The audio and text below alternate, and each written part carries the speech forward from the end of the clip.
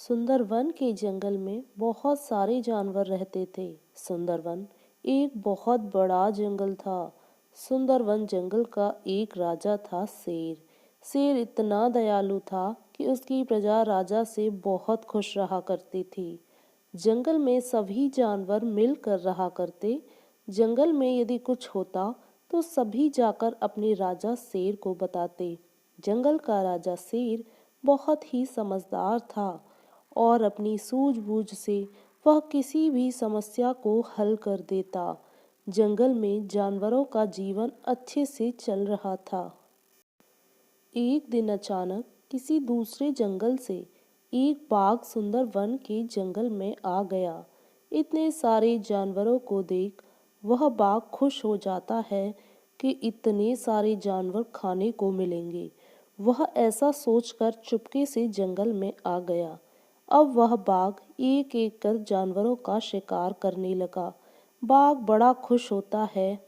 बाघ चुपके से किसी भी जानवर को मार कर खा जाता था और शेर को इस बात का पता नहीं चलता। एक दिन वह बाघ एक बकरी को मारकर खा रहा था। तभी एक खरगोश ने उसे देख लिया।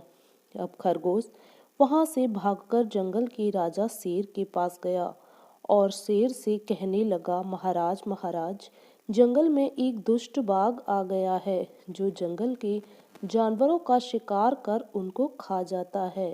इतना सुनते ही शेर को गुस्सा आ जाता है। तभी शेर ने सभी जानवरों को बुलाकर उस बाघ को रंगे हाथों पकड़ने की योजना बनाई। अब शेर चुपके से जंगल में छिपकर वहां बैठ जाता है जहां से वह बाघ जंगल में आकर जानवरों का शिकार किया करता था।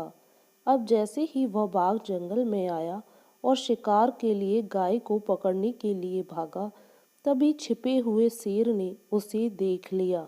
अब शेर पेड़ों में से निकलकर बाघ के सामने आ जाता है और बाघ से कहने लगता है कि अरे दुष्ट बाघ, तूने मेरे ही जंगल में जानवरों को मारा, अब तुझे इसकी सजा मिलेगी।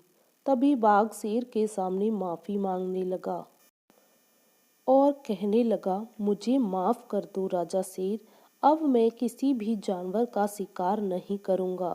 राजा शेर ने बाघ की बात सुनकर उसे छोड़ दिया और माफ कर दिया और तुरंत जंगल छोड़ने के लिए कहा। वह बाघ भी उस जंगल को छोड़कर वहां से चला जाता है।